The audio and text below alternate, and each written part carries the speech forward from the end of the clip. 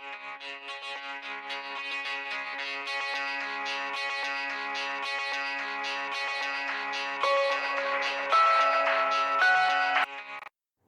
a little adventure in your life? A life without risk, for a chosen few, just wouldn't be worth living. Among this tiny segment of humanity exists an even smaller group of elite adventurers. They lack the mental handicaps most people share. Normal, well-adjusted humans would never want to crawl into a dark, cramped cave just to see if they could live through the experience. Alas, many of those who descend into caves are never seen again.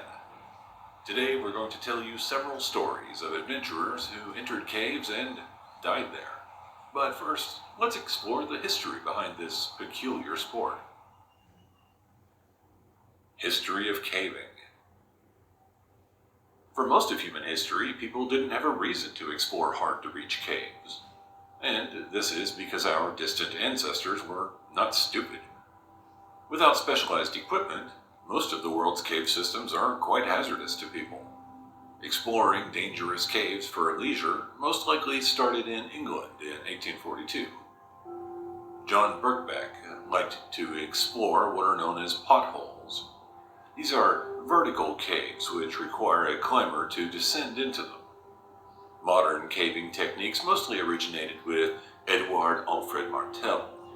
Between 1889 and 1912, he explored caves in France, England, and the United States. Martel liked to use ropes and steel ladders for cave exploration. Throughout the 1930s and 1940s, people all over the world began to explore cave systems.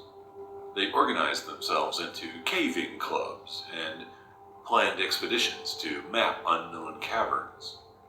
In the 1950s, technology improved with the invention of rope ascender technology. This allowed explorers to quickly and easily travel vertically on ropes. Those who go caving today have the benefit of hard hats, modern LED lights, and wetsuits to keep warm and dry. Even with all the benefits of modern technology, exploring caves is dangerous business. Some of the possible hazards include hypothermia, drowning, falling rocks, and physical exhaustion. If immediate threats don't kill a person, then fungal and bacterial infections might do the job later. Scientists today are also concerned that explorers may be damaging cave ecosystems. Many of these deep and inaccessible cave systems contain creatures that exist nowhere else. The Alabama cave shrimp, for instance, exists in only one cave in the world. Explorers to these cave systems can damage them in several ways. Exhaling inside the cave increases carbon dioxide. This in turn makes the air more acidic, which could kill some animals. The hibernation pattern of certain insects, as well as bats, could be interrupted. And simply moving around the cave could release organic material that finds its way into drinking water. Most people who go caving live through the experience, but for those that don't, the end can be terrifying. Floyd Collins. The Mammoth Cave National Park is in central Kentucky. It is also the longest cave system in the world. In the early 20th century, the Kentucky Cave Wars were in full force. It wasn't an armed conflict so much as a marketing competition. Tourists visited the national park in large numbers. They also paid to visit the caves. Cave owners and explorers needed to exploit this resource. Floyd Collins was a cave explorer. In 1917, he discovered Crystal Cave. Today, it is part of the national park, but at the time it belonged to Floyd. He commercialized it and charged tourists to explore the cave. But the location was too remote, and Floyd didn't receive many visitors. He decided it would be a good idea to find a route closer to the main road. Floyd had a neighbor who owned part of the cave system called Sand Cave. He agreed to let Floyd enlarge a passage in Sand Cave so that visitors could travel through it to Crystal Cave. Floyd Collins began work on the passage. On January 30th, 1925, he squeezed through several narrow passages and found a large chamber. But his lamp was going out, so Floyd had to go back the way he came. He never made it out. While navigating the narrow passages, Floyd knocked over his lamp and put out the light. Then a rock fell from the ceiling and pinned his leg.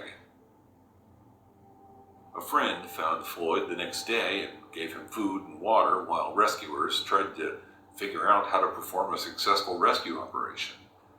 On February 4th, the cave collapsed, and rescuers couldn't reach Floyd. They dug a new tunnel, but when they finally reached him, he was already dead. He died from a combination of dehydration, hunger, and hypothermia. The event was a media sensation. Because of the sudden fame, Floyd's corpse was the center of drama for decades. The body of Floyd Collins was removed from the cave and buried, but then it was stolen. Eventually, Crystal Cave and the land were sold, and then Floyd's body was displayed in a glass coffin.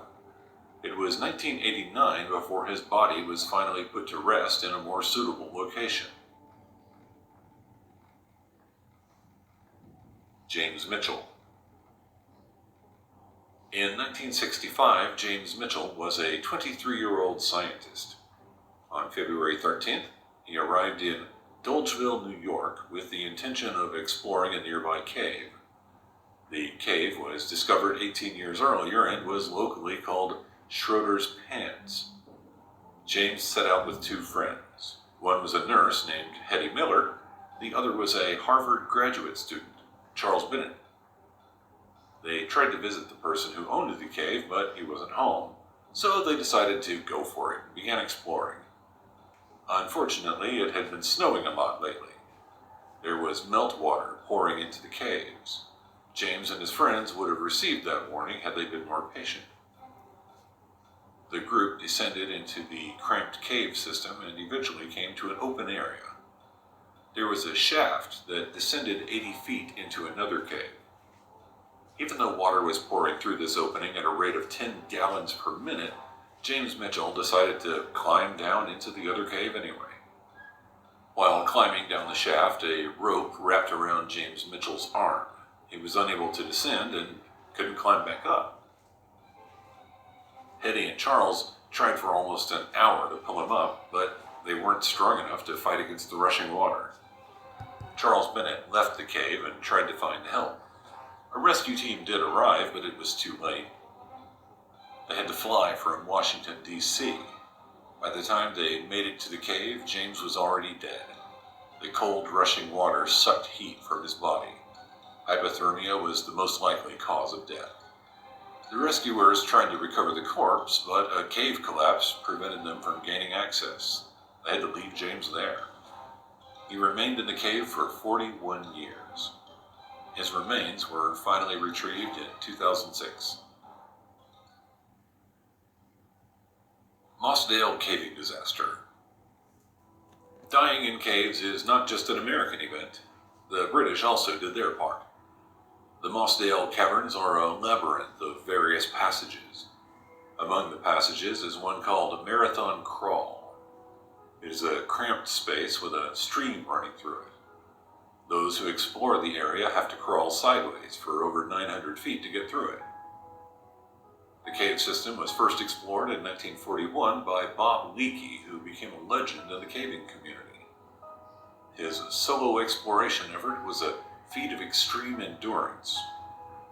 Some compared it to exploring the South Pole. When Bob Leakey finished this Herculean task, he didn't plan to enter the caves again. In the summer of 1967, 6 people from a caving club at Leeds University visited Bob Leakey. They wanted to finish mapping this cave system. The group used hand-drawn maps based on what Bob remembered. It would be their guide as they descended into the dangerous labyrinth. Unlike Bob in the 1940s, this group had wetsuits. They were protected from hypothermia. But the equipment wasn't enough to save their lives. 6 cave explorers entered the depths of Mossdale caverns. While they were in the cave, a thunderstorm hit. By 9 p.m., the entrance to the caverns was below water. This meant the explorers within the caves were also submerged. The rescue effort was dangerous. A dam had to be constructed to keep water from pouring into the cave. Several of the most accomplished cave explorers in the UK joined the rescue efforts. In the end, they found the remains of the young explorers, all of them drowned when the labyrinth filled with rainwater. It is still considered to be the worst cave exploration disaster in history. John Edward Jones. Caving disasters are not just relics of the past. Even with modern equipment and trained rescuers, it is still possible to get into fatal situations. Sometimes the end can quite literally be the stuff of nightmares. John was a medical student and an experienced cave explorer. While visiting family in Utah for Thanksgiving in 2009, John and some friends decided to visit a nearby cave. The cave was called Nutty Putty Cave and was a popular spot for those who enjoyed caving. John made it his mission to find a narrow passage known as Birth Canal. He succeeded and was trying to crawl through the narrow space head first. Before long, he became stuck. John couldn't go back, and he couldn't keep moving forward. John's brother Josh was among those who joined him in the cave that day. Josh grabbed John's legs and tried to pull him out. But John slid deeper into the passage. His arms were pinned underneath his chest and breathing was difficult. John was also upside down. Rescuers used a rope and pulley system to try and extract John from the cave. It looked like they might succeed, but then an equipment failure caused the system to fail and John fell right back into the crevice where he was again trapped. The rescue team kept trying to pull John from the cave, but after 24 hours of being trapped upside down, he finally died. The stress on his body from being upside down was too much. In the end, it was too dangerous to even retrieve the body. The cave was sealed and his remains were left there. Caving is like a lottery, and the unlucky winner gets to play another game. Will death arrive quickly from hypothermia or drowning? Or will it take days or weeks as thirst and exposure slowly drain the life from trapped victims? Most people who explore caves live to tell the tale, but those who don't serve as a cautionary tale for the rest of us. What do you think about caving? Is it a good thing that people are driven to explore these hard-to-reach areas, or do you think they might be just a little crazy? Personally, I was always interested in caving, but now that I've read this script, I'm kind of glad I never tried it. If you enjoyed this episode, then please hit the like button if you don't mind, and consider subscribing to our channel if you haven't already. Our sanity disappeared long ago and it's never coming back, but it would be nice to know that somebody is paying attention to our ramblings. If you would like to do more to keep these episodes coming every week, then we do have a Patreon page. The link is in the video description below.